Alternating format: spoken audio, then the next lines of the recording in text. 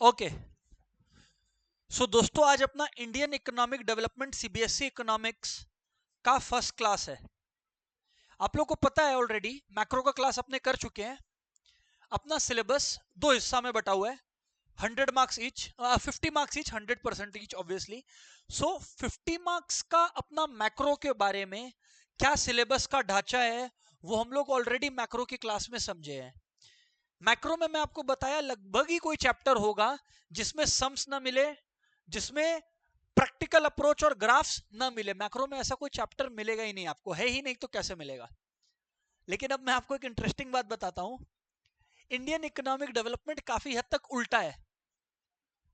Indian economic development काफी हद तक थ्योरेटिकल है, पर एक चीज आपको बचाएगा, एक्चुअली दो दो चीज आपको बचाएगा। नंबर वन, अपने इंडियन इकोनॉमिक डेवलपमेंट को इकोनॉमिक्स की तरह नहीं पढ़ेंगे, अपने एक स्टोरी की तरह पढ़ेंगे कि एज इफ कहानी चल रहा है। अगर मैं आपको वो कहानी चल समझा दूंगा तो आपको समझ में आ जाएगा कि इकोनॉमिक्स का सिलेबस में इंडियन इकोनॉमिक डेवलपमेंट क्या कर रहा है। पहला बात। दूसरा बात, आपको 3 तरीके का नोट्स सॉफ्ट कॉपी फॉर्मेट में हमसे मिलेगा। को बुक और बुक्स तो जो मेरा है वो आप लोगों को मिल ही जाएगा विद इन 20-25 डेज, पर आपको मैं 3 तरीके का नोट्स देने वाला हूं। तीनों आज मैं सामने रख रखा हूं इसीलिए, और आज क्लास में यूज भी करूंगा। टाइप 1 लॉन्ग नोट्स, जो आप लोगों को मिलेगा in the form of book, जिसमें चीजें डिटेल्ड में लिखी हुई रहेंगी। नंबर 1। नंबर 2, हर लॉन्ग नोट का एक शॉर्टर वर्जन जिसको मैं समरी नोट्स बोलता हूं, कुछ इस तरीके का। जैसे पहला चैप्टर आज मैं स्टार्ट करूंगा तो उसको मैंने 3 पेजेस में सम अप कर रखा है। दूसरा आपको वो मिलेगा। और तीसरा बात, एक होगा माइंड मैप, जो कि एक पेज में पूरे चैप्टर को बताएगा। माइंड मैप का केवल ये पर्पस रहेगा कि भाई स्टूडेंट जो है ना, वो लास्ट मिनट में एक बार रिवीजन करता है ना सुबह सुबह, तो धड़ाधड़ देखे कि ये पॉइंट्स है, तो वो माइंड मैप से कवर्ड होगा। माइंड मैप भी है हर चैप्टर के एंड में, वो आप लोगों को दिख जाएगा। क्लास में अपने लर्निंग और अंडरस्टैंडिंग साथ साथ करेंगे, क्योंकि आप लोग ऑलरेडी मैक्रो कर चुके हो क्लास 12 के अंदर, मेरा फर्स्ट क्लास, तो सबको आइडिया है कि how the class will proceed. Obvious सा बात है, मैक्रो में बहुत सारा नंबर्स लेकर मैं एग्जांपल दे पाता था, क्योंकि सम्स की तरफ मैक्रो का बेंडिंग ज्यादा है।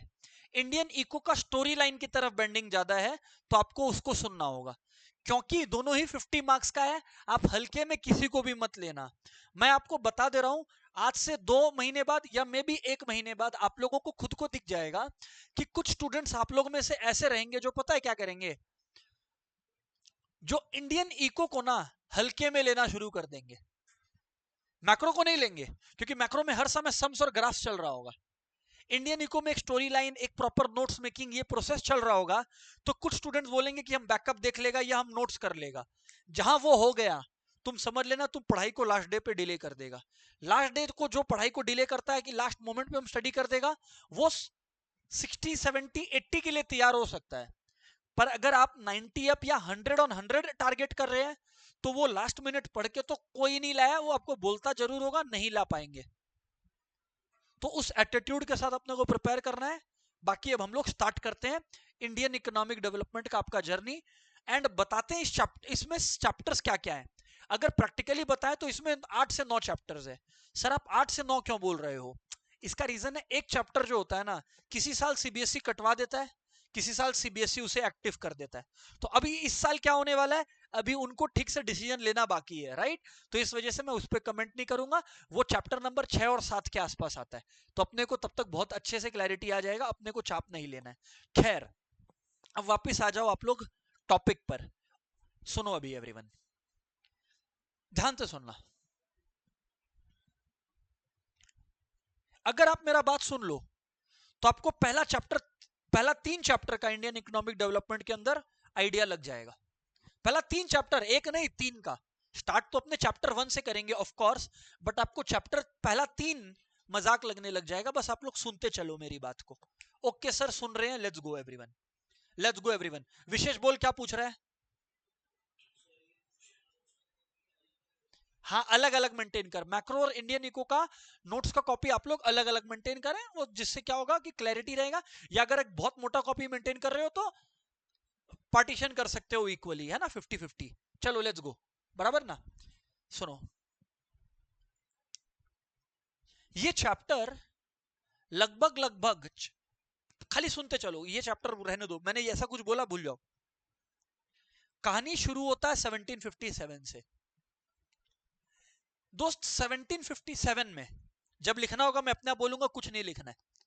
1757 में दोस्तों बैटल ऑफ प्लाजी लड़ा जाता है। बैटल ऑफ प्लाजी के बारे में आप लोग हिस्ट्री बुक्स में पढ़े होंगे, नहीं पढ़े हो तो कोई बात नहीं। बेसिकली बैटल ऑफ प्लाजी एक लड़ाई था जो कि आप समझ लो फ्रेंच और ब्रिटिश गवर्नमेंट के बीच में था। किस मामले को लेकर? कि अल्टीमेटली इंडिया को कंट्रोल कौन करने वाला है, इंडिया को अल्टीमेटली रूल या कंट्रोल कौन करने वाला है। बैटल ऑफ प्लाजी 1757 का वो जंग था। नेचुरली आपको पता है 1757 में कौन जीतता है? ब्रिटिश। लगभग 190 साल, 200 बोलते हैं पर लगभग 190 साल ब्रिटिश अपने को रूल करता है। दैट इज टिल 1947, ऑब्वियसली 15 अगस्त। आपको अब हम एक सरप्राइजिंग फैक्ट बताता है, सुनते चलना। जब ब्रिटिश इंडिया आया था, यू विल बी सरप्राइज्ड, कुछ कुछ इसमें से जो मैं बोलूंगा ना वो एमसीक्यूज में पूछा गया है और पूछा जाएगा। मैं अपने आप उसको फिर से लिखवाऊंगा अलग से। अभी तुम लोग को सुनना है कि चैप्टर को समझ में आए। 1757 में आपको पता है एक रिसर्च बताया, क्या बताया मैं बताता हूं आपको। अगर इंडिया या दुनिया में 100 गुड्स बिकता था, मतलब 100 रुपए का गुड्स खरीदा बेचा गया इंडिया के अंदर, हैरानी होगी जानकर आपको कि उसमें से 27 रुपए का गुड्स इंडिया का था। मतलब लगभग 27% of world trade was India. 1/4 से भी ज्यादा इंडिया का गुड्स बिकता था 1757 तक। इंडिया का गुड्स आज आप लोग के पास, मतलब आप लोग के पास या किसी आपके फ्रेंड के पास देखो आईफोन होता है या कोई लग्जरी गाड़ी होता है, लेट्स से रोल्स रॉयस या कोई भी लंबोर्गिनी, फरारी, मर्सिडीज कुछ भी होता है, तो आप लोग उसको ऐसे बोलते हो कि यार भाई इसके पास तो मर्सिडीज है, इसके पास तो ये गाड़ी है। मतलब आप लोग उसको एज ए स्टेटस अपील देखते हो। आपको हैरानी होगा जान के कि 1757 तक इंडिया का जो हाथ से बना हुआ कपड़ा होता था ना, कपड़ा मतलब एक्चुअली तब बांग्लादेश भी इंडिया का पार्ट था, तो बांग्लादेश से एक सिल्क निकलता था जिसको बोलते हैं muslin, MUSLIN, muslin silk. Egypt, Rome, ये सब के प्रिंस, प्रिंसेस, किंग्स इसको इसको स्टेटस अपील माना करते थे। स्टेटस अपील का मतलब समझता है? मतलब कि वो कपड़े अगर हम लोग पहन रहे हैं, वो कपड़े हम लोग पहन रहे हैं अगर, मतलब हमारा सोसाइटी में प्रेस्टीज ही अलग है, हमारा सोसाइटी में रेपुटेशन ही अलग है, कोई हमारे आसपास ही नहीं है। It use to be a thing of prestige. सोचो प्रेस्टीज से रिलेटेड होता था, बट हुआ क्या? हुआ क्या? 1757 में ब्रिटिश आया। अब ब्रिटिश का, सुनते चलना एक एक बात को, बस सुनते चलो, कहानी सुना रहा हूं। ब्रिटिश का टू फोल्ड ऑब्जेक्टिव था। क्यों वो भी सुनना। ब्रिटिश को कोई शौक नहीं लगा था कि इंडिया को कैप्चर करे।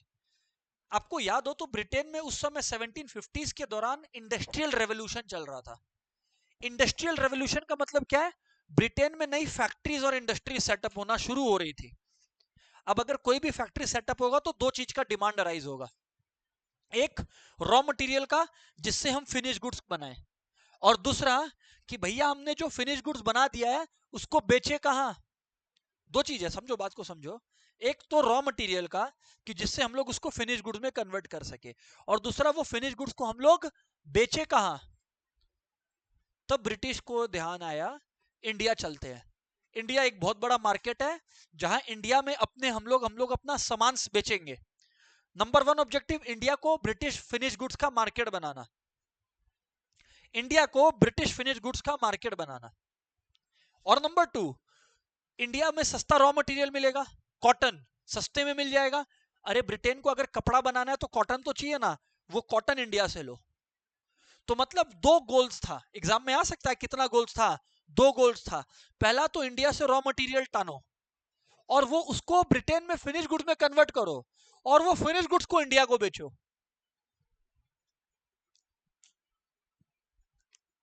इंडिया का ट्रेड को ब्रिटिश ने लगभग बंद करवा दिया था बाकी दुनिया के साथ। इंडिया जो कि वर्ल्ड में 27% ट्रेड करती थी बिफोर द ब्रिटिश, मतलब 27% of the world trade used to be India. आपको मैं बता दूं ब्रिटिश के जाते जाते it was 3% India share in the world trade.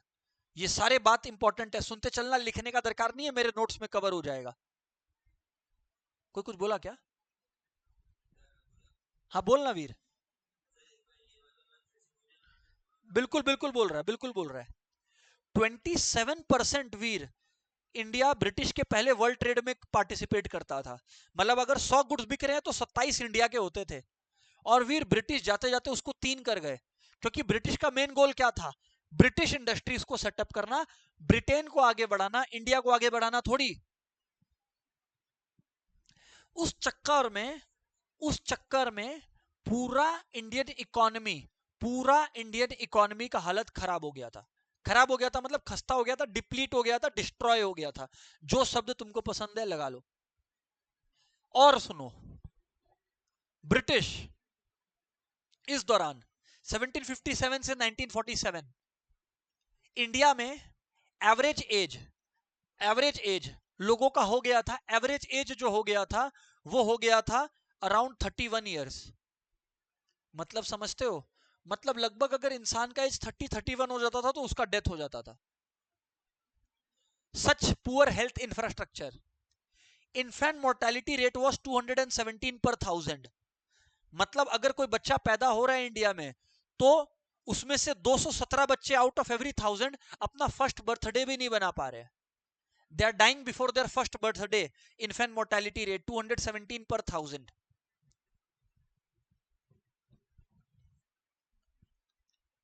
Chapter 1 इस बारे में।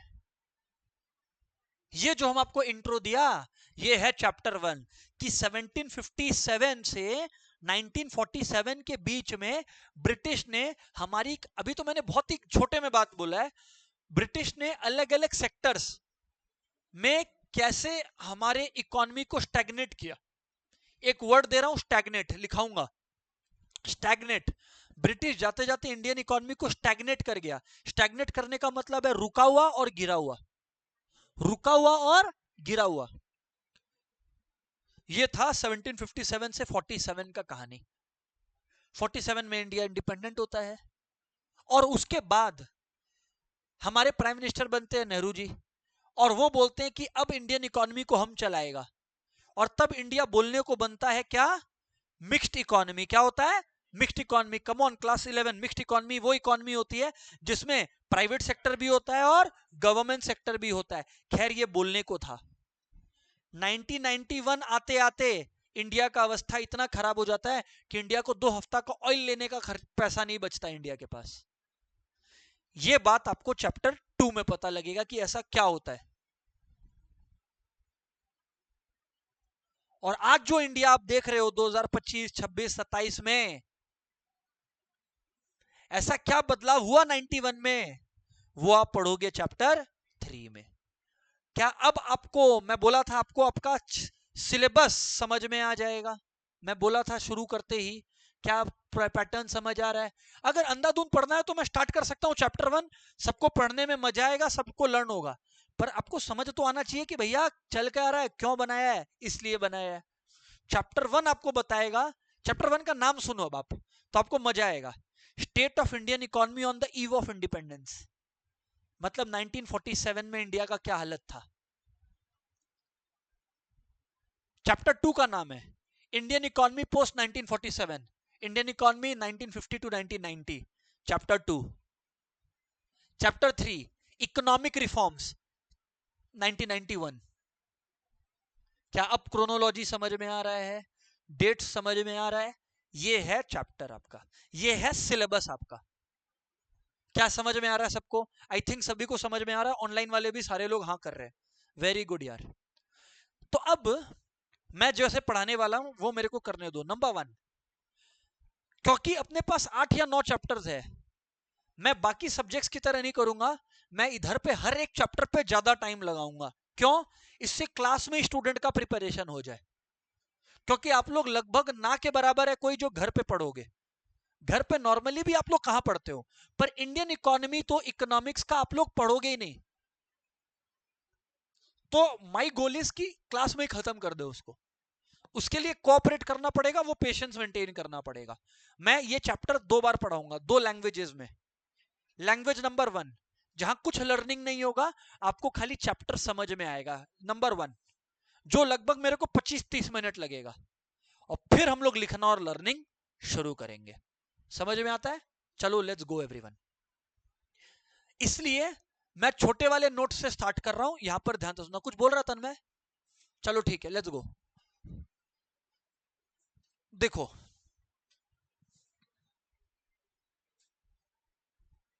सबसे पहले agriculture sector on the eve of independence. मैंने आपको क्या बोला था कि हम लोग चैप्टर 1 स्टार्ट कर चुके हैं।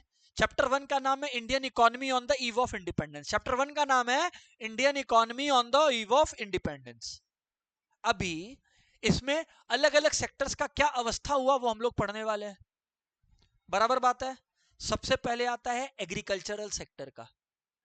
तो आप लोग जान लीजिए क्या बोल रहा है वीर। वीर क्या बोल रहा है? अरे मेरा नेट नहीं अटक रहा है, एकदम स्मूथ चल रहा है। विशेष ऑल गुड? हाँ।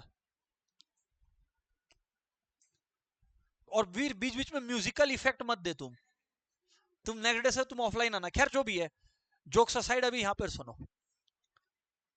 Agricultural sector on the eve of independence. 85%, क्या बोला मैं? 85% of Indian population was working on agricultural sector. कितना? 85%। याद रखना एमसीक्यू के लिए, लिखने को आएगा, पर पहले बात सुन लो। 85%। Growth of agriculture was meagre.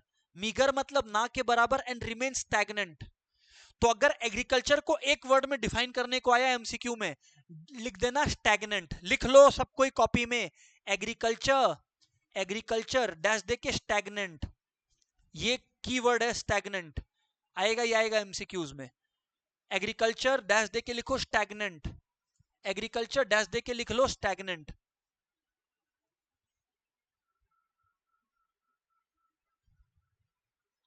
Agriculture dash दे के लिख लो स्टैग्नेंट। सर बराबर बात है सर। अब तो मैंने क्या कहा आपको? About 85% of the population relied on agriculture sector for the livelihood. ठीक है, एग्रीकल्चर रिमेन स्टैग्नेंट। ब्रिटिश ने क्या इंट्रोड्यूस किया था एग्रीकल्चरल सेक्टर में? खराब प्रैक्टिसेस। मैं क्वेश्चन देता अगर, तो मैं ये देता, अभी पूछूंगा थोड़ी देर बाद, सबको सुन लेना। 2 practices that ruined agriculture, Indian agriculture. 2 practices that ruined Indian agriculture, सुन लेना सबको ही। Number 1, land settlement system. Number one land settlement system, and number 2 forceful commercialisation. Number 2 forceful commercialisation. सुन लो, लिखाते टाइम तो अपने आप ही लिखा दूंगा, सुन लेना। लैंड सेटलमेंट सिस्टम बहुत तरीके का होता है। आपके सिलेबस में मेन एक ही है, जमींदारी सिस्टम। क्या बोलते हैं बोलो? जमींदारी सिस्टम। सिलेबस चालू हो चुका है, इंपॉर्टेंट बातें चालू हो चुकी है। जमींदारी सिस्टम। ब्रिटिश क्या करता था, अब आपको बताता हूं। ऑक्शन होता है ना आईपीएल का, वैसे जमीन का ऑक्शन करवाता था। ब्रिटिश बोलता था कि इस जमीन का मेरे को सबसे ज्यादा रेंट कौन देगा। मान लो कि अक्षरा बोली 500 रुपीज, ऐसे ही रैंडम बात करता हूं। देवांश बोला 700 रुपीज, तनिषा बोली 2000 रुपीज। तो इस जमीन का सबसे ज्यादा बोली कौन लगाई? तनिषा। तनिषा को उस जमीन का जमींदार बना दिया जाता था। क्या बना दिया जाता था? जमींदार। जमींदार मतलब एक तरीके से ओनर। अब सुनो क्या होता था। जमींदारी सिस्टम समझा रहा हूं तुमको। जमींदार लोग क्या करते थे, पीजेंट्स को यानी कि फार्मर्स को, जमींदार लोग क्या करते थे, पीजेंट्स को यानी फार्मर्स को काम पर लगाते थे। जमींदार लोग पीजेंट्स को या फार्मर्स को काम पे लगाते थे। वो लोग लग गए काम पर। अब पीजेंट्स और फार्मर्स को बोला जाता था कि जितना भी तुमने मेहनत किया है उसका 5 to 10% तुम रख लो, और 90% जमींदार ले लेता था। उस 90% में जो ब्रिटिश का हिस्सा होता था, जो तनिषा ने ऑक्शन किया था, वो ब्रिटिश को मिल जाता था, और बाकी जमींदार के हाथ में पैसा। मतलब जमींदार मिडिलमैन का काम कर रहा है, सारा काम फार्मर कर रहा है, पर सबसे कम प्रोड्यूस फार्मर को मिल रहा है। और रुको, जमींदार लोग, अच्छा लैंड खराब हो गया, कायदे से लैंड का इंप्रूवमेंट के लिए खर्चा किसको करना चाहिए? जमींदार को। फार्मर्स को बोला जाता था कि तुम्हारे पास जो 5-10% है ना, उसी में से खर्चा करो। ब्रिटिश टाइम नंबर 1, इसको बोलते हैं लैंड सेटलमेंट सिस्टम। क्या बोलते हैं? लैंड सेटलमेंट सिस्टम, जिसको बोलते हैं जमींदारी सिस्टम। क्या बोलते हैं? एक्चुअली लैंड सेटलमेंट सिस्टम 3 तरीके का होता है, जमींदारी, महालवाड़ी और रेतवाड़ी। पर महालवाड़ी और रेतवाड़ी आपके सिलेबस में नहीं है, तो मैं जबरदस्ती बात करके कॉम्प्लिकेटेड शब्द यूज करके कोई तुक नहीं बनता उसका। आपने खाली याद रखना है जमींदारी सिस्टम, जो मैंने समझा दिया। I think 100% of the crowd को समझ में आ गया है कि जमींदारी सिस्टम में ब्रिटिश जमींदार अपॉइंट करता था, जमींदार लैंड का मैक्सिमम प्रोड्यूस फार्मर से ले लेता था, अपना हिस्सा रख के ब्रिटिश तक पहुंचा देता था ब्रिटिश का हिस्सा। इसमें सबसे बड़ा लूजर कौन होता था? फार्मर। फार्मर सबसे बड़ा लूजर कौन होता था? फार्मर। प्रैक्टिस, जो खराब प्रैक्टिस है नंबर 1, खराब प्रैक्टिस नंबर 2, फोर्सफुल कमर्शियलाइजेशन। क्या होता था ना, कपड़े को, अच्छा इंडिया एक एग्रीकल्चरल कंट्री था, और इंडिया में लोग भूखे थे, यानी कि इतना फूड ग्रेन्स भी नहीं बनता था कि सबका भूख खत्म हो सके। समझ में आ रहा है? Making sense? ब्रिटिश अब आया, अच्छा जब आप लोग कपड़ा बना रहे हो, कपड़ा रंग करने के लिए भी तो चाहिए कलर, उसको बोलते हैं डाई। क्या बोलते हैं? डाई। अच्छा डाई के लिए एक प्लांट आता है इंडिगो, उसका कल्टीवेशन इंपॉर्टेंट होता है। ब्रिटिश क्या किया मालूम? फार्मर लोग को बोला तुम लोग राइस और वीट को छोड़ो, तुम लोग इंडिगो उगाओ, इंडिगो कल्टीवेशन करो। अब तुम लोग जरा एक बात सोच के देखना एवरीबॉडी, तुम लोग जरा एक बात सोच के देखना एवरीबॉडी, बोल तो दिया इंडिगो उगाओ, हेलो, बोल तो दिया इंडिगो उगाओ, एवरीवन बोल तो दिया इंडिगो उगाओ। फार्मर लोग बोलते थे मालिक हमारा पेट ही नहीं भर रहा है। जो फार्मर्स नहीं उगाते थे उनके उंगलियां काट दी जाती थी, they used to cut off their fingers.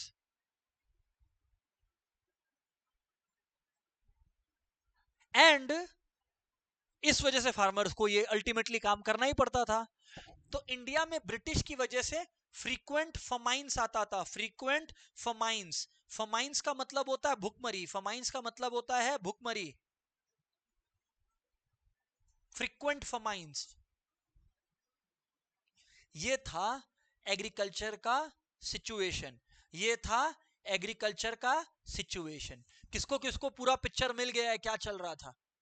और तुम लोग फील कर पा रहे होगा, याद भी रह गया है कि सर ने 2 पॉइंट्स में बताया एग्रीकल्चर का सिचुएशन को। पहला पॉइंट सर ने लैंड सेटलमेंट सिस्टम या जमींदारी सिस्टम में बताया, और दूसरा फोर्सफुल कमर्शियलाइजेशन ऑफ एग्रीकल्चर। कौन कौन साथ चल रहा है यार? कम ऑन, अग्रीड है? चलो आगे बढ़ते हैं। इंडस्ट्रियल सेक्टर का, ब्रिटिश का इंडस्ट्री सेक्टर में मैं जब इंट्रोडक्शन दिया था तो बताया था कितना मोटिव था? 2 मोटिव्स था। किसी को याद है क्या भाई एनी चांस 2 मोटिव्स क्या था? हाँ बोलिए काजल।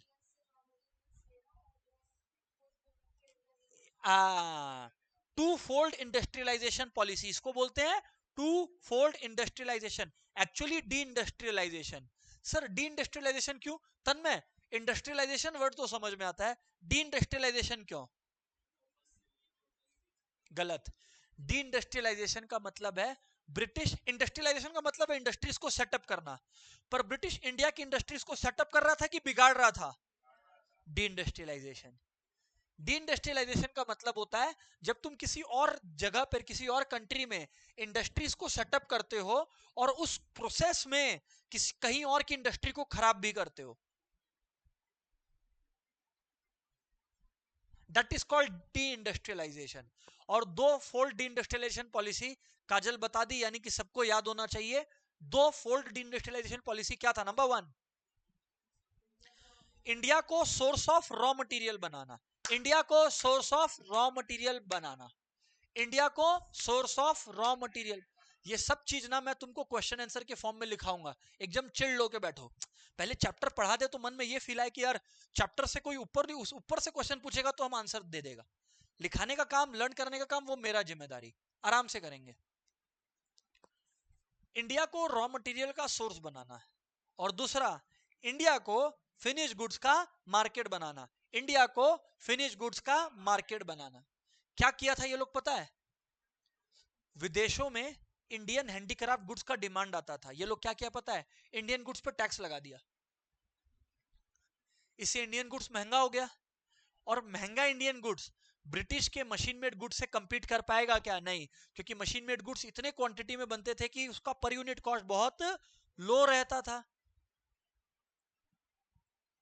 इंडियन गुड्स मार खाते थे, इनका सेल कम होने लग गया, इनका सेल कम होने लग गया। यही मैं अभी तुमको पढ़ाया, डिस्क्रिमिनेटरी टैरिफ पॉलिसी। मजे की बात है, अगर इंडिया से मान लो कि चाइना इंडिया से कुछ खरीद रहा है, अगर Indian product, Indian handicraft product बिक रहा है तो उस पर ब्रिटिश टैक्स लगाता था, और इंडिया से ही अगर ब्रिटिश गुड्स बिक रहा है तो ब्रिटिश उस पर टैक्स नहीं लगाता था। तो मेरे को एक बात बताओ, सस्ता कौन सा प्रोडक्ट होगा? British goods. तो डिमांड किसका बढ़ेगा? ब्रिटिश गुड्स का। इसी को बोलते हैं डिस्क्रिमिनेटरी टैरिफ पॉलिसी। डिस्क्रिमिनेटरी का मतलब होता है भेदभाव, टैरिफ का मतलब होता है टैक्सेस। टैरिफ का मतलब होता है इंडियन गुड्स पे टैक्स लगाता था और ब्रिटिश गुड्स पे टैक्स नहीं लगाता था, तो नेचुरली ज्यादा सस्ता कौन सा पड़ता था? British goods. All of your understanding, I am sure. Emergence of new class जमींदार मैं तुमको बताई दिया, तो इसके ऊपर अच्छा, तीसरी बात, ब्रिटिश इंडिया के किसी भी इंडस्ट्री में इन्वेस्ट नहीं करता था। British did not invest in industries in India, British industries में इन्वेस्ट नहीं करता था। फर्स्ट कॉटन टेक्सटाइल और ये सब का इंडिया में मुंबई में आया था 1907 में, खैर वो तो भी आ जाएगा, टाटा आयरन और स्टील है। मुंबई और अपना बंगाल जूट के लिए जाना जाता था। एमसीक्यूज में क्वेश्चन आएगा तो तैयार हो जाओ, मैं बता दिया तुमको जवाब। अगर आ गया कि फर्स्ट जूट फैक्ट्री या जूट के लिए कौन सा एरिया जाना जाता था इंडिया का? बंगाल। बंगाल, क्योंकि तब अभी पार्टीशन नहीं हुआ है ना, पार्टीशन नहीं हुआ है मतलब अभी भी बंगाल का कुछ पार्ट्स तो अपने पास है ही ना, तो बंगाल। हम 47 के पहले के पीरियड में है अभी, 47 में थोड़ी आया अभी हम बता रहा ब्रिटिश क्या किया था। अरे हाँ ना बोलो, हाँ सर। तो 47 के पहले ये चक्कर चला। अब इन लोग ना इन्वेस्ट करता था ना कुछ, और एग्जाम में कॉटन आया तो मुंबई, कॉटन आया तो मुंबई, और जूट आया तो बंगाल। ठीक है सर। आओ अब हम लोग फॉरेन ट्रेड का प्रैक्टिस पढ़ते हैं। फॉरेन ट्रेड में ब्रिटिश एक बुद्धि लगाया, ब्रिटिश बनाया सुएज कैनाल। क्या बनाया? Suez canal. किसी को पता है ज्योग्राफी में सुएज कैनाल क्या काम आता है? आप लोग को सरल भाषा में समझाने के लिए बोल रहा हूं। रास्ते में अपने चलते हैं, कोई रोड ऐसे सीधा गया, बायां गया, दायां गया, अगर हाईवे बना दे तो सीधा वहीं पहुंचा देगा, बायां दायां नहीं लेना पड़ेगा। सुएज कैनाल समझ लो पानी का हाईवे है, एक ऐसा रूट पानी से जो इंडिया और ब्रिटेन के डिस्टेंस को लगभग लगभग 2-3 हजार किलोमीटर से कम कर दिया। 3-3.5 हजार किलोमीटर डिस्टेंस कम हो गया।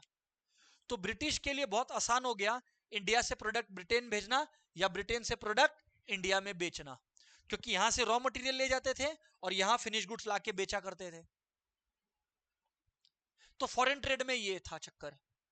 और एक और बात, कुछ सिलेक्टेड कंट्रीज को छोड़कर हमारा सेल प्रोडक्ट का करने ही नहीं देते थे। कुछ सिलेक्टेड कंट्री जैसे श्रीलंका और ये सब के साथ ट्रेड अलाउ करते थे, बाकी कंट्रीज के साथ अपने को ट्रेड ही नहीं करने देते थे ब्रिटिश। और अब मैं आता हूं, तुम्हारे को बताता हूं डेमोग्राफिक कंडीशन। इसमें बहुत ही इंपॉर्टेंट बात है, 2 क्वेश्चन दे रहा हूं, दोनों में से एक आने वाला है, तैयार हो जाओ, रट लेना, लिखने का काम बाद में होगा, रट लेना। First census. अच्छा, डेमोग्राफिक्स का क्या मतलब होता है? डेमोग्राफिक, हाँ, कैरेक्टरिस्टिक्स ऑफ अ पॉपुलेशन। जैसे ये मैं बिजनेस स्टडीज वाली क्लास में भी डिस्कस किया था, डेमोग्राफिक्स का मतलब, बिजनेस एनवायरनमेंट वाली चैप्टर में। खैर, डेमोग्राफिक्स का मतलब क्या होता है? Age of the population, gender distribution, average income of people. समझ आ गया? 1881 में फर्स्ट पॉपुलेशन सेंसस हुआ। 1881 में फर्स्ट पॉपुलेशन सेंसस हुआ। हिंदी में बोलूं तो समझ आ जाएगा, जनगणना, people's count, people's count. First time कब हुआ था? तुम लोग देखा होगा, हर 10 साल में कोई ना कोई घर पे आता है, अरे भैया कितना जन है घर पे, कौन क्या काम करता है, कौन पैसे बनाता है, कौन नहीं बनाता, ऐसे करके पूरा का पूरा डिस्ट्रीब्यूशन वो पूछता है। फर्स्ट पॉपुलेशन काउंट हुआ था 1881 में, मैं आपको बता दूं। एमसीक्यू के लिए कितना हॉट क्वेश्चन है ये। When was the first population census conducted? कुछ भी अंशंड बोलेगा वो लोग। 1757, 1781, 1881, 1981। आंसर होगा 1881, 1881, 1881, 1881। अब तुमको मैं एक और बात बताऊंगा, सुन लेना। 1881 जैसे याद रखे वैसे एक और चीज याद रखना, एवरीवन प्लीज सुन लेना। एग्जाम में क्वेश्चन आता है, which year is known as the year of great divide? Anybody? 1881 मत बोल देना। Which year is known as the year of great divide? Which year is known as the year of great divide? Which year is known as the year of great divide?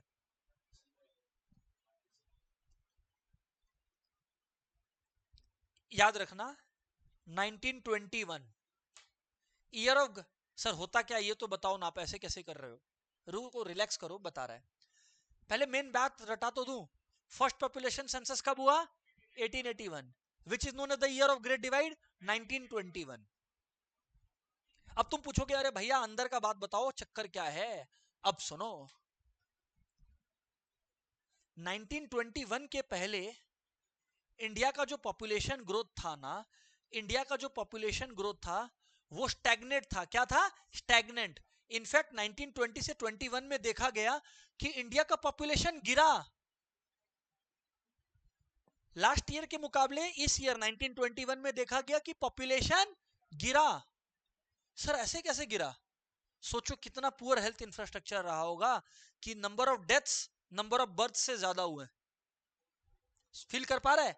Population किसी country का गिर रहा है, इसका मतलब number of deaths या rate of deaths is greater than rate of birth. सोच के देखो। अरे हाँ या ना? तभी तो पॉपुलेशन गिरेगा। अरे हाँ ना बोलो। क्यों? Poor health infrastructure, poor literacy ratio, poor literacy ratio, literacy, poor, poor poor working condition of people and poor infrastructure of the country. 1921 तक ये मतलब 1921 के दौरान ये यूनिक फीचर देखा गया कि पॉपुलेशन गिरा। और उसके बाद 1921 के बाद ऐसा कभी नहीं हुआ कि इंडिया का पॉपुलेशन ग्रोथ रेट गिरा, वो हमेशा बढ़ते चला गया। और आज तो पॉपुलेशन ग्रोथ रेट ऐसा हो गया है कि इंडिया हर साल एक ऑस्ट्रेलिया पैदा कर देता है। हाँ, जितना ऑस्ट्रेलियन पॉपुलेशन है, इंडिया इंडिया का पॉपुलेशन अब हर साल उतना से बढ़ता है जितना टोटल ऑस्ट्रेलियन पॉपुलेशन है। तो इस मामले में अपना इंडिया जीत रहा है। खैर जो भी है, वापस से पॉइंट पर मैं आता हूं। तो याद रखना, which year is known as the year of great divide? 1921, because pre 1921 it was seen that there was a fall in population, but beyond 1921 the population rose steadily in a steady format. तुमको कितना questions boards का बता दिया हूं, तुमको याद idea नहीं है, आएगा एग्जाम में ये सब। चलो ठीक है सर, समझ में आ गया। डेमोग्राफी और लाइफ एक्सपेक्टेंसी में बोला था ना अराउंड 32 है, देख लो। लाइफ एक्सपेक्टेंसी एक इंडिविजुअल का 32 इयर्स था, मतलब लगभग 32 का हो गया तो इंसान का डेथ हो जाता था। आप लोग अगर अपने ग्रेट ग्रैंड पेरेंट्स का, ग्रैंड पेरेंट्स नहीं बोल रहा मैं, ग्रेट ग्रैंड पेरेंट्स या उनके किसी पूर्वज का हिस्ट्री सुनोगे तो आप देखोगे कि अर्लियर डेथ्स का केस नोटिस होगा। उनका नहीं, मतलब ग्रेट ग्रेट ग्रैंड पेरेंट्स का नहीं तो उनके किसी भाई बहन का अगर पता करोगे तो, because of this happening in India. अब हम लोग बात करते हैं ऑक्यूपेशनल स्ट्रक्चर का। आपको मैं बता दूं, एग्रीकल्चर में 75% ऑफ द पॉपुलेशन काम कर रहा था। मुझे एक बात सिंपल में बता दो, क्या ये बात कुछ समझा नहीं रहा अपने को? जिस कंट्री में 75% लोग एग्रीकल्चरल सेक्टर में काम कर रहा है, उस कंट्री के बारे में क्या आपको कुछ समझ नहीं आ रहा? जिस कंट्री में 75% लोग एग्रीकल्चरल सेक्टर में है, मतलब वो कंट्री अंडर डेवलप्ड है।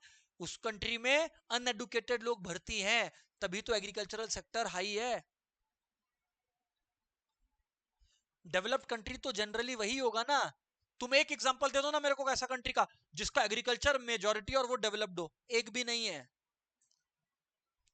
मैन्युफैक्चरिंग और सर्विस सेक्टर, टोटल इकोनॉमी में कितने सेक्टर होते हैं? 3 सेक्टर होते हैं, प्राइमरी, सेकेंडरी, टर्शरी। प्राइमरी मतलब एग्री, सेकेंडरी मतलब मैन्युफैक्चरिंग, टर्शरी मतलब सर्विस। कोई भी कंट्री डेवलप होती है तो ये दोनों सेक्टर, सेकेंडरी सेक्टर और टर्शरी सेक्टर, उसका डेवलप होने मांगता। इंडिया का 75% लोग एग्रीकल्चर में काम करता था, मैन्युफैक्चरिंग सिर्फ 10% था। हालांकि हालांकि तमिलनाडु तमिलनाडु आंध्र प्रदेश और बॉम्बे में देखा गया कि जो वर्कफोर्स था एग्रीकल्चरल सेक्टर में वो कम हुआ, क्योंकि वहां पे फैक्ट्रीज आ रही थी। वेरी इंपॉर्टेंट एमसीक्यू क्वेश्चन, कि वर्कफोर्स जो एग्रीकल्चरल सेक्टर में था कहां पे फॉल होते गया? तमिलनाडु, आंध्र प्रदेश और बॉम्बे, अपना बंगाल भी। क्यों? क्योंकि यहां पे फैक्ट्रीज और इंडस्ट्रीज आने लग रहा था। और state such as Orissa, Rajasthan, Punjab में एग्रीकल्चरल वर्कफोर्स इंक्रीज होते गया, क्योंकि वहां पर सबके सब एग्रीकल्चरल सेक्टर में ही इन्वॉल्व थे। लेकिन अब अब आते हैं इंफ्रास्ट्रक्चर पे। इंफ्रास्ट्रक्चर में ब्रिटिश ने क्या किया? इंफ्रास्ट्रक्चर पे ब्रिटिश ने हमारे रोड्स और रेलवेज बनाए। रेलवेज क्यों बनाए गए थे? अपने लोगों को आने जाने के लिए क्या? नहीं, रेलवेज बनाने का 2 मेन मकसद था। कभी भी अगर इंडिया में कहीं पर म्यूटिनी हुआ तो तुरंत ब्रिटिश अपनी आर्मी को वहां भेज सके। और नंबर 2, ब्रिटिश ट्रेड करता था, बाई एंड सेल करता था, तो गुड्स के आने जाने के लिए, लोगों के लिए नहीं बनाया गया था। हालांकि इंफ्रास्ट्रक्चर ब्रिटिश ने हमारी कंट्री का बनाया, रोड्स एंड रेलवेज। अपने जो लोग देखते हैं, जैसे अर्नवी दिल्ली में क्लास दिल्ली से क्लास कर रही है, तो अर्नवी तुमको पता होगा कि दिल्ली का एक एरिया है जिसको बोलते हैं लुटियंस दिल्ली। लुटियंस दिल्ली का मतलब है, ये बेसिकली एक ब्रिटिश आर्कियोलॉजिस्ट या ब्रिटिश एक बेसिकली इंफ्रास्ट्रक्चर पे काम करने वाला आदमी है, लुटियन, उसके नाम पे। अर्नवी वैसे सुनी हो क्या?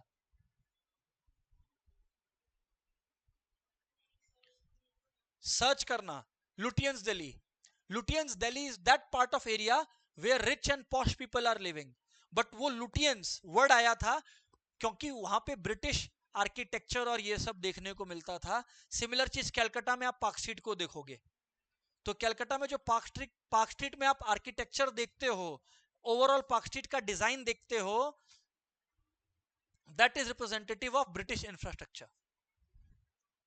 That shows what? बोलो, ब्रिटिश इंफ्रास्ट्रक्चर।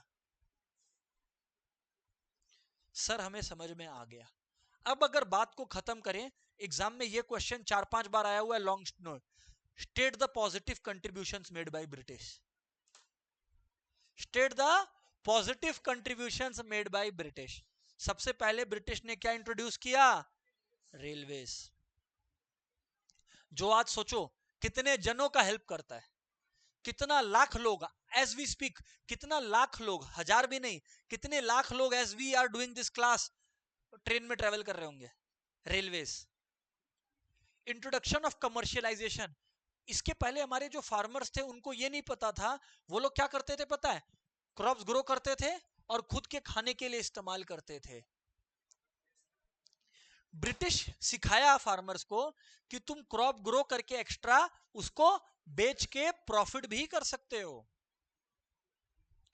तो वो जो कमर्शियलाइजेशन है वो ब्रिटिश ने सिखाया अपने को। कमर्शियलाइजेशन। तो एक बार बताओ, 2 पॉजिटिव कंट्रीब्यूशन लर्न हो गया अपने को। पहला क्या था? Introduction of railways. अरे पहला क्या था? पहला क्या था? पहला था इंट्रोडक्शन ऑफ, दूसरा था commercialisation. Commercialisation of Indian agriculture. तीसरा, फ्री ट्रेड। ब्रिटिश ने इंडिया को वर्ल्ड से खरीदना बेचना सिखाया। उसके पहले इंडिया क्या सोचता था कि भैया खुद बनाओ खुद खाओ, दुनिया से कोई लेना देना नहीं। ब्रिटिश ने सिखाया कि भैया ट्रेड पे आप रिलाई करो। फोर्थ बात, ब्रिटिश ने हमारा इंफ्रास्ट्रक्चर जैसे कैनाल्स, अभी सुएज कैनाल, गैंजेस कैनाल, ये सब बनाया। ब्रिटिश ने हमें इंग्लिश सिखाया, जिसकी वजह से इंडिया अपने आप को वर्ल्ड स्टेज पे प्रेजेंट कर पाया। तुम कितना ही स्ट्रॉन्ग पॉइंट बोलो, अगर दुनिया को तुम्हारा बात ही नहीं समझ में आ रहा है तो दुनिया ताली कैसे बजाएगी? India never lacked ideas, India lacked communication skills to express those ideas, वो ब्रिटिश ले आया।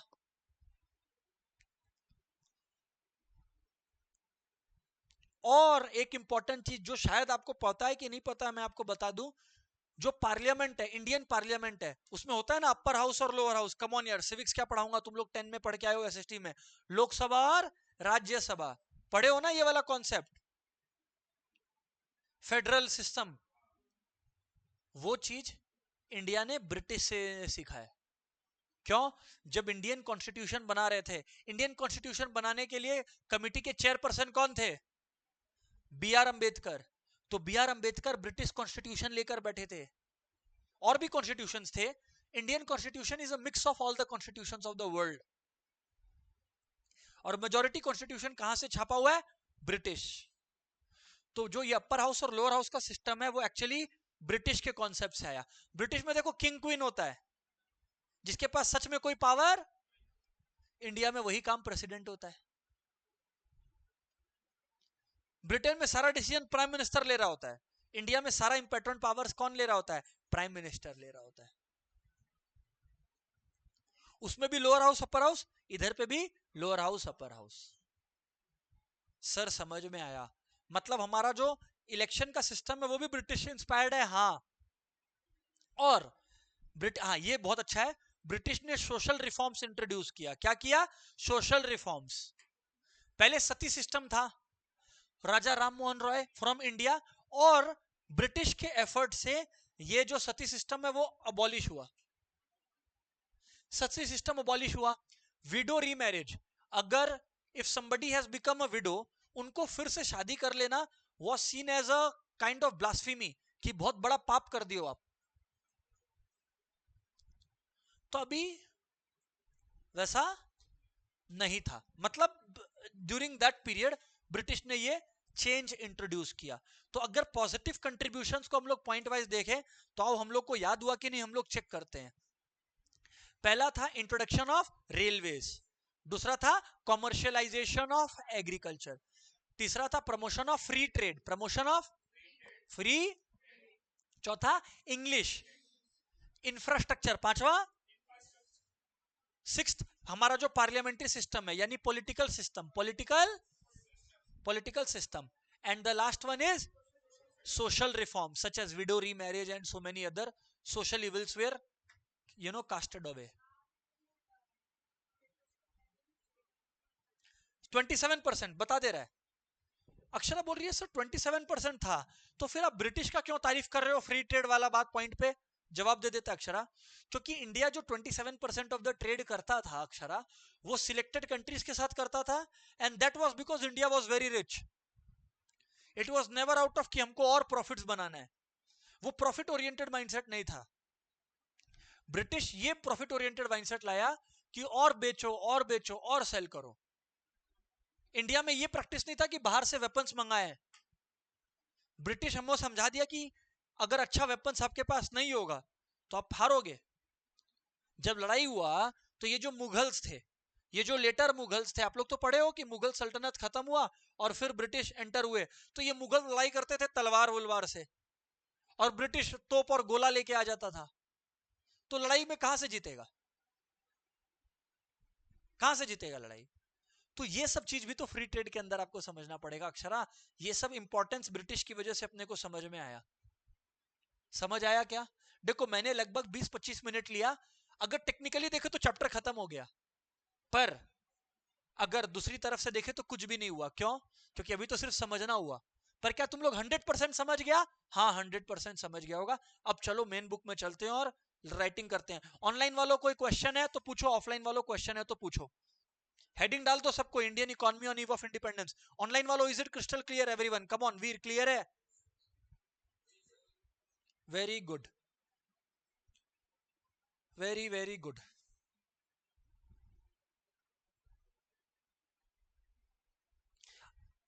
अच्छा बाय द वे, मेरा एक बार मन है कि बिफोर आई स्टार्ट ना, अपने कुछ एमसीक्यूज कर पा रहे हैं क्या सॉल्व, अपने देखते हैं, है ना। हालांकि मैं आपको क्या पढ़ाया था ये एक बार आप लोग यहां पर देख लो। जो मैं बोला था 1 पेज का नोट्स, 1 पेज का समरी नोट, माइंड मैप जिसको बोलते हैं, एक बार देख लो। अपने state of Indian economy on eve of independence में क्या क्या पढ़े, कुछ एमसीक्यूज प्रैक्टिस करते हैं, क्या बोलते हो? तो उससे प्रिपरेशन हो जाएगा चैप्टर का। देखो, हेलो एवरीवन, सबसे पहले फॉरेन ट्रेड। इंडिया क्या बन गया? रॉ मटेरियल का एक्सपोर्टर। इंडिया क्या बन गया? और फिनिश गुड्स का इंपोर्टर। देख लो यही लिखा हुआ है। क्या हमने यही पढ़ा था? हाँ। डेमोग्राफिक कंडीशन में अपना बर्थ रेट और डेथ रेट हाई था। इन्फेंट मोर्टेलिटी रेट 218 पर 1000, लाइफ एक्सपेक्टेंसी रेट 32 इयर्स, और लिटरेसी रेट लिटरेसी रेट और एडुकेशन रेट में फर्क पता है क्या? 16% लिटरेसी रेट का मतलब समझते हो? वो लोग जो किसी एक भाषा को पढ़ना और लिखना जानते हैं, वो 16% थे। एडुकेटेड लोगों का बात नहीं कर रहा कि जिनके पास डिग्री है ग्रेजुएशन का और ये सब, वो तो रहने ही दो। 16% खाली किसी एक भाषा को पढ़ और लिख सकते थे। 16% लोग केवल, मात्र। इंडस्ट्रियल सेक्टर में हमारा हैंडीक्राफ्ट इंडस्ट्री डिक्लाइन होने लगा। क्यों? क्योंकि ब्रिटिश का मॉडर्न इंडस्ट्रीज राइज होने लगा। हमारी कंट्री में कोई कैपिटल गुड्स इंडस्ट्री नहीं था, मतलब हमारी कंट्री में कोई ऐसा फैसिलिटी नहीं था कि हम लोग अपना मशीन खुद बना पाए। हम लोग मशीन के लिए किस पर डिपेंडेंट थे? ब्रिटेन पे। ब्रिटिश कैपिटल गुड्स यानी ब्रिटिश मशीन मेड गुड्स हमारे यहां आता था। अच्छा एक और तन में आपसे क्वेश्चन है, लास्ट पॉइंट लिखा हुआ डिस्क्रिमिनेटरी टैरिफ पॉलिसी। मैंने एक्सप्लेन किया था, क्या याद है आपको? बताना। Discriminatory tariff policy of the British. What is discriminatory tariff policy? मैंने बताया था, समझाया था, वर्ड टू वर्ड नहीं लर्न कराया था, वो करवाऊंगा। पर डिस्क्रिमिनेटरी टैरिफ पॉलिसी क्या है तन में? आपका ध्यान नहीं है इधर पे, कहीं और ध्यान है, फोकस्ड वे में। आरुषि बगल में बैठी है, बोलो आरुषि। हाँ ध्यान दो भाई, क्या कर रहे हो तुम, पता नहीं हमको। डिस्क्रिमिनेटरी का मतलब होता है भेदभाव करना। ब्रिटिश क्या भेदभाव करता था कि इंडियन गुड्स पर जोरदार टैक्स लगाता था जिससे इंडियन गुड्स मार्केट में महंगा हो जाए, और ब्रिटिश गुड्स पे कोई टैक्स नहीं लगाया जाता था जिससे सस्ते में ट्रेड करे। एग्रीकल्चर में लो लेवल ऑफ प्रोडक्टिविटी, हम लोग बारिश पे डिपेंडेंट थे। क्यों? क्योंकि ब्रिटिश को इरिगेशन सिस्टम तो सेटअप करके अपने को देते नहीं थे। Yes sir. Forced commercialisation of agriculture और जमींदारी सिस्टम, सबको पता है, मैं नहीं कुछ बोलने वाला। और इंफ्रास्ट्रक्चर में ब्रिटिश ने रेलवेज और ये सब बनाने में हमारा हेल्प किया। हटाओ इसको। आओ अब देखते हैं कौन कौन एमसीक्यू में पार्टिसिपेट कर पा रहा है हमारे साथ।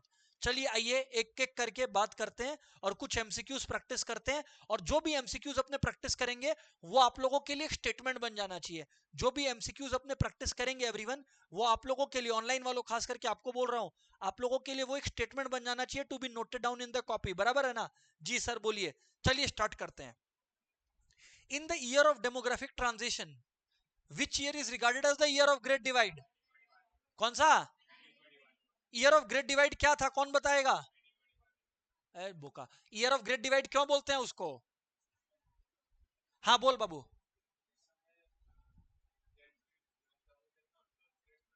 हाँ मतलब ओवरऑल देयर वाज 1921 के टाइम एक बार देखा गया कि India population declined. After that India population never declined. That is why 1921 is known as the year of great divide. कि 1921 के पहले ऐसा समय आया कि इंडिया का पॉपुलेशन गिरा, पर 1921 के बाद ऐसा पॉपुलेशन, ऐसा कंडीशन कभी नहीं आया कि इंडिया का पॉपुलेशन गिरा हो, हमेशा बढ़ते चला गया। चलो ये वाला मैंने नहीं बताया तो मैं बता देता हूं। When was railway introduced in India? 1850। लिख लो, railways was introduced in India in 1850। MCQ के लिए इंपॉर्टेंट है। और ईयर ऑफ ग्रेट डिवाइड 1921 लिख लेना।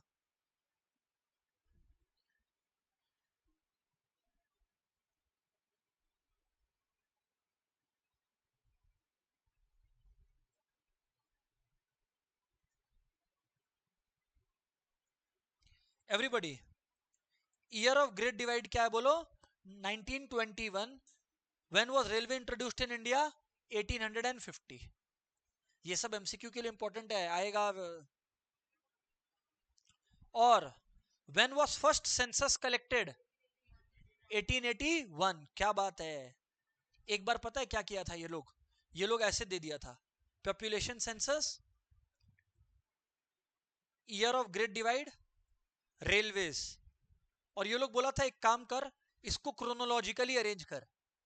तो अब हम लोग को क्रोनोलॉजिकली पता है कि सबसे पहले पॉपुलेशन काउंट हुआ था, फिर क्या हुआ था, रेलवे इंट्रोड्यूस हुआ था 1850 में, और फिर ईयर ऑफ ग्रेट डिवाइड आया था। क्लियर है क्या? हल रेलवे पॉपुलेशन सेंसस 1881, हाँ तो फिर रेलवेज पहले हुआ, करेक्ट। 1850 है, correct, you are correct. Population census second, और year of great divide 1920s में आ गया, थर्ड। क्लियर है कि नहीं क्लियर है? याद रखना है अपने को। अब आएगा क्वेश्चन नंबर 4। देखते हैं आप लोग आंसर दे पा रहे हो क्या। बाय द वे, आप लोग 3 एमसीक्यूज आंसर किए हो। बाय द वे, हम लोग तो अभी तक चैप्टर स्टार्ट भी नहीं किए, खाली समरी पढ़े हैं चैप्टर का। चलो आओ क्वेश्चन नंबर 4। और ये सारा एमसीक्यूज जो है वो पास्ट पेपर्स या इंपॉर्टेंट क्वेश्चंस में से निकाला गया। देखते हैं क्वेश्चन 4 तुम आंसर दे पाता है क्या। At the time of independence most of the land was owned by, most land was owned by zamindars.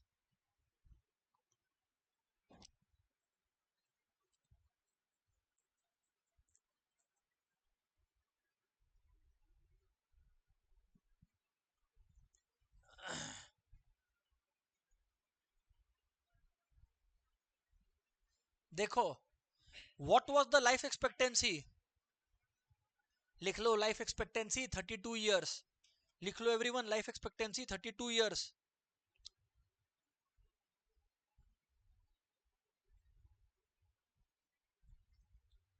Life expectancy 32 years.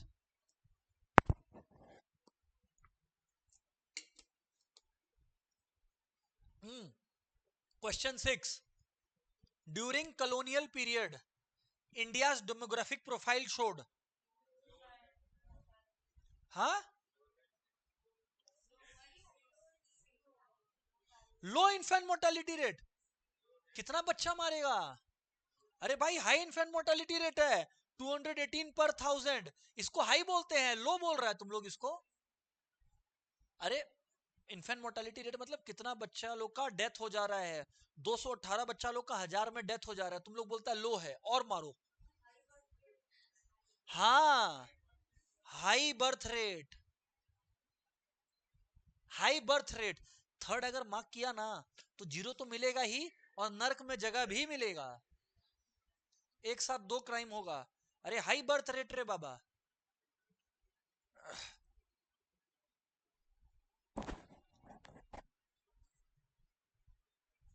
Clear है क्या?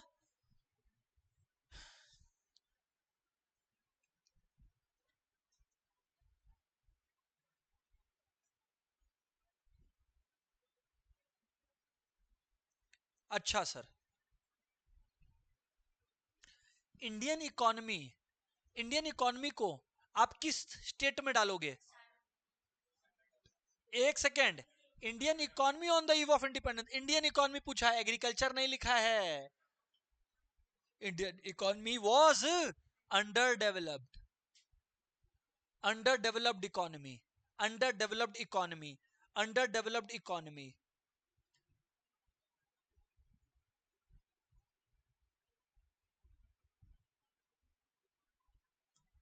अच्छा, मैं आपको बताया था कि सुएज कैनाल खुला था, राइट? पर सुएज कैनाल ने, अच्छा, Indian economy of on eve of independence was under developed लिख लिया ना। तुम लोग सारा एमसीक्यूज कर रहा है जो पास्ट पेपर्स में है, देख लेना अभी। हाँ, in the form of statements.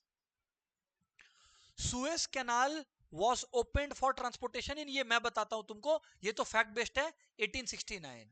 1869 लिख लो। Suez canal was open for transportation in 1869 लिख लो। Suez canal was open for transportation in 1869। For transportation, Suez canal was open for transportation in 1869।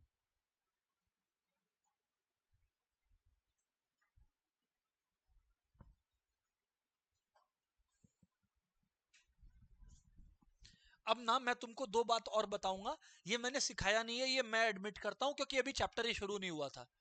खैर लिख लो एक बार, ये तो रिपीटेड क्वेश्चन है तो ये क्या ही करोगे, हटाओ। जमींदार जिसका आंसर है तुमको पता है, 10 वाला रिपीटेड है। 9 में मैं तुमको एक बात बताता हूं, इंडिया का उस समय ना ब्रिटिश पीरियड के time national income estimates VKRV Rao ने कैलकुलेट किया था। किसने? वीकेआरवी राव। तो ये एक फैक्ट बेस्ड क्वेश्चन है, लिख लेना। वीकेआरवी राव ने इंडिया का नेशनल इनकम एस्टिमेट्स किया था। इंडिया का नेशनल इनकम एस्टिमेट्स किया था वीकेआरवी राव ने। इंडिया का नेशनल इनकम एस्टिमेट किया था वीकेआरवी राव ने। Income estimate, national income estimate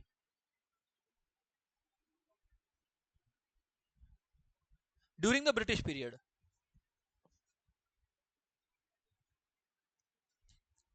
अब ना मैं जो तुमको चैप्टर पढ़ाऊंगा वो क्वेश्चन आंसर्स के फॉर्म में कराऊंगा। इससे क्या होगा, नोट सॉलिड बनेगा। चैप्टर अपने ऑलरेडी पढ़ रखे हैं तो अपने के पास दिमाग में है बैकड्रॉप। चलो क्वेश्चन नंबर 1 लिखना, वेरी शॉर्ट क्वेश्चंस करा रहा हूं, है ना। Question 1, name the popular fields of Indian handicrafts industry. Name the popular fields of Indian handicraft industry.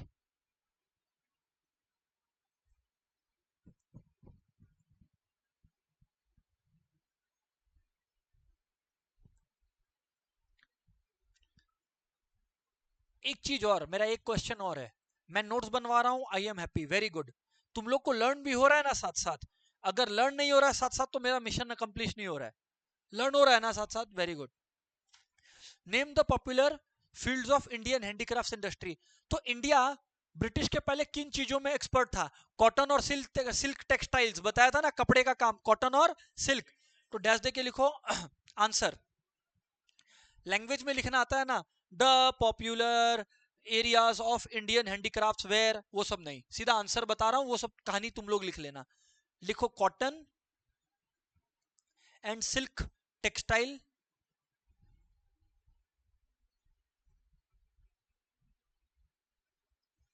Comma, metal and precious stone work.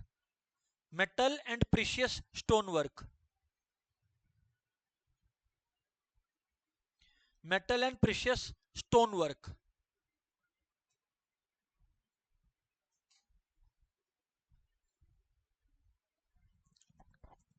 Metal and precious stone work.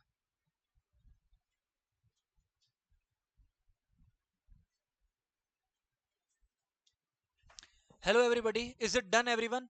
Yes sir, done है।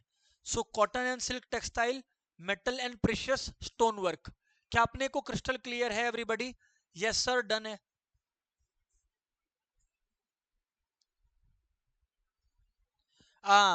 अब जो है मैं तुमसे पूछूंगा, ध्यान से सुनना। ये तुम लोग आंसर देगा, मैं आंसर दे चुका हूं। काजल का आंसर आया हुआ है, तन्मय से पूछते हैं, कभी कभी आंसर देता है ये। Where was the muslin type of cotton textile found in India? हाँ, बांग्लादेश तब, उस समय बंगाल। तो लिखो, पहले क्वेश्चन लिखो, where was the muslin type of cotton textile found in India. Answer मैं इसको लिखाऊंगा अच्छे से लैंग्वेज में। क्वेश्चन लिख लो पहले, where was the muslin type of cotton textile found in India. लिखो आंसर, पहले क्वेश्चन लिख लो फिर बात करते हैं ना।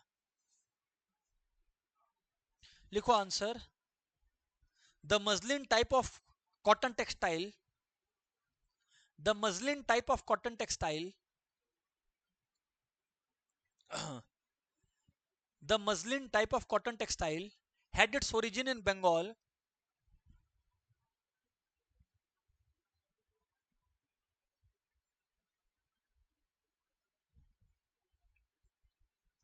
particularly अराउंड ढाका, ढाका करके एक जगह है बांग्लादेश में, particularly around Dhaka, particularly around Dhaka, now capital city of Bangladesh, now capital city of Bangladesh.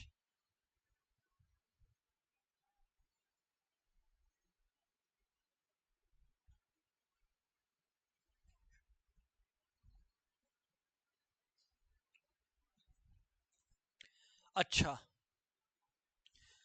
अब ये लोग क्या पूछ रहे हैं, कोई क्वेश्चन है क्या? हेलो एवरीवन, अभी तक कोई क्वेश्चन है क्या? यहां तक क्लियर है ना? राइट सर, अभी रुक जाओ, अभी रुक जाओ। एक क्वेश्चन बड़ा इंपॉर्टेंट है, वो लिखना, डिफाइन सबसिस्टेंस एग्रीकल्चर, क्योंकि ये बहुत बार आया हुआ है।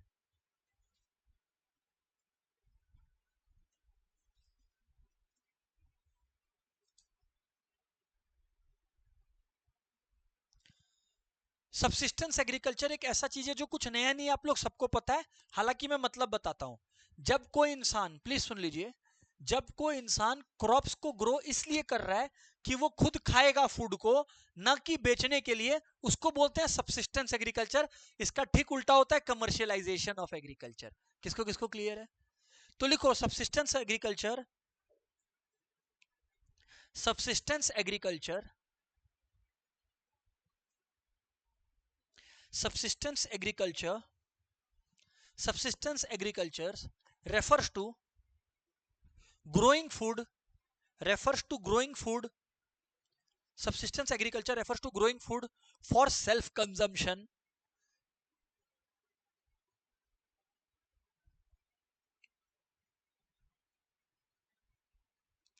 for self consumption and not for sale in the market. Growing food for self consumption and not for sale in the market.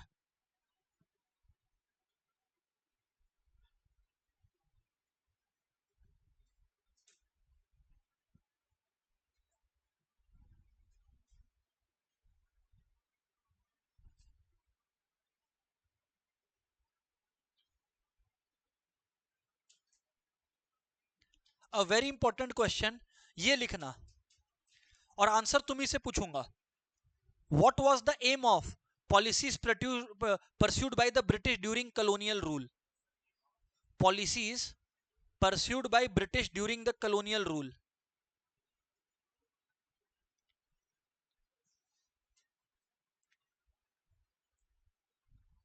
What was the aim of policies pursued by the British during the colonial rule? क्या लगता है तन्मय आपको, क्या गोल था British policies का? हाँ, finish product बेचना, basically अपने होम कंट्री का इंटरेस्ट को सर्व करना, ब्रिटेन का इंटरेस्ट को सर्व करना, इंडिया का इंटरेस्ट को सर्व नहीं करना। तो लिखो, the aim of the policies were, the aim of the policies were, CBSE marks तभी देता है जब हम लोग पॉइंट टू पॉइंट सही आंसर लिखे। अगर हम लोग सोचेंगे हम लोग फिक्शन लिखेंगे और कहानी लिख देंगे तो नंबर आ जाएगा, तो नहीं आएगा। और तुम इसीलिए देखो हम लोग पॉइंट वाइज काम कर रहे हैं। तो the aim of policies during the British rule was number 1, to make India the source of raw material, to make India the source of raw material,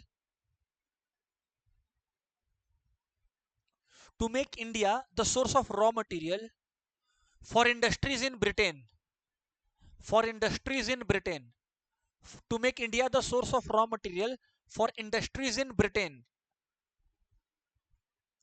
to make India the source of raw material for industries in Britain, to make India the source of raw material for industries in Britain. Number 1. Number 2, number 2, to make India, to make India the market, to make India the market for British finished goods, to make India the market for British finished goods.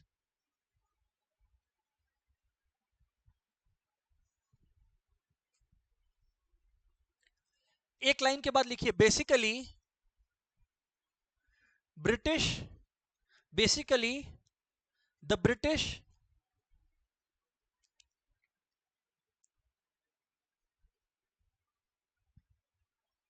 aimed to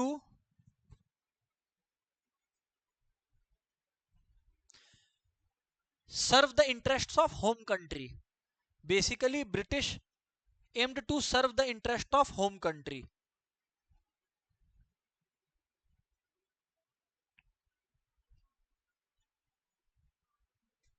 of कर दे.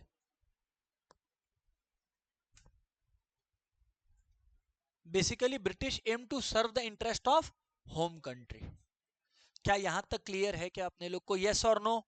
एक बार आज जो अपने सीखे हैं और learn किए हैं समराइज करते हैं, राइट? क्योंकि दिमाग को प्रेशर कुकर नहीं बनाना है, आराम से पढ़ के चलना है. पहला बात 1857 बैटल ऑफ प्लाजी. कंट्रोल आ गया ब्रिटिश के पास. हालांकि 1850s में ब्रिटिश ने इंडिया में क्या इंट्रोड्यूस कर दिया था? 1850s में 1850 लिखाया हुआ है, railways. 1869 Suez canal was opened. 1881 first population census. 1921 year of great divide. ये सारी चीजें चल रही है. अब मैं आपको बता दूं कि Indian agriculture was completely stagnate. Indian agriculture में दो खराब पॉइंट्स हम लोग पढ़े थे, कमर्शियलाइजेशन ऑफ एग्रीकल्चर और लैंड सेटलमेंट सिस्टम, जिसको बोलते हैं जमींदारी. आने वाली क्लास में मैं आपको इस पे शॉर्ट नोट्स लिखवाने वाला हूं, आने वाला क्लास में. आगे बढ़ते हैं. और फिर क्या हुआ? और साथ में क्या हुआ? इंडस्ट्रीज का दो ऑब्जेक्टिव पता है, रॉ मटेरियल और फिनिश गुड्स वाला एरिया. पॉजिटिव कंट्रीब्यूशन ब्रिटिश का क्या क्या था? Railways, parliamentary system, free trade सिखाया, इंफ्रास्ट्रक्चर डेवलपमेंट, सोशल रिफॉर्म्स. 5 बात याद है तो अपना क्लास सही हुआ. लर्न हुआ कि नहीं हुआ, बस वही गोल था. ऑब्वियसली लॉन्ग आंसर्स भी लिखाएंगे, केस स्टडीज भी प्रैक्टिस करेंगे, एक क्लास में कैसे करें. That's it. Good bye everyone.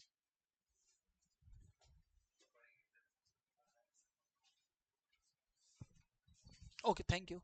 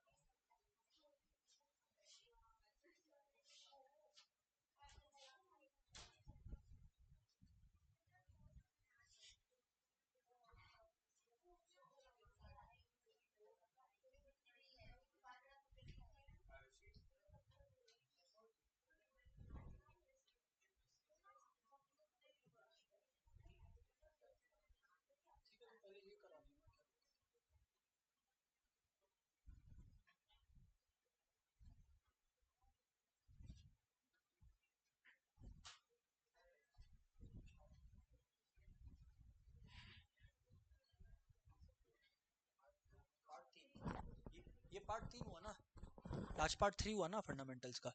ये फैन ऑन चाहिए।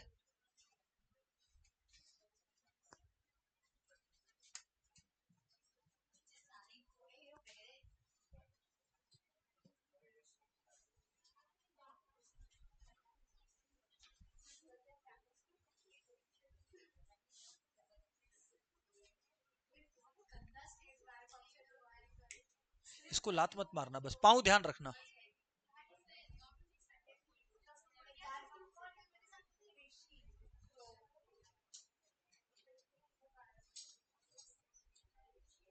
हेलो,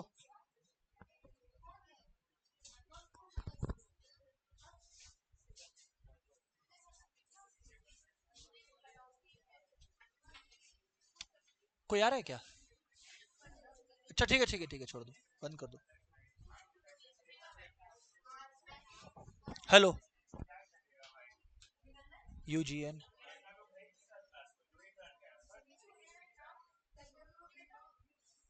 ठीक है, अभी यहाँ पर सुनो, और हेडिंग डालेंगे सब कोई। Fundamentals of partnership part 3।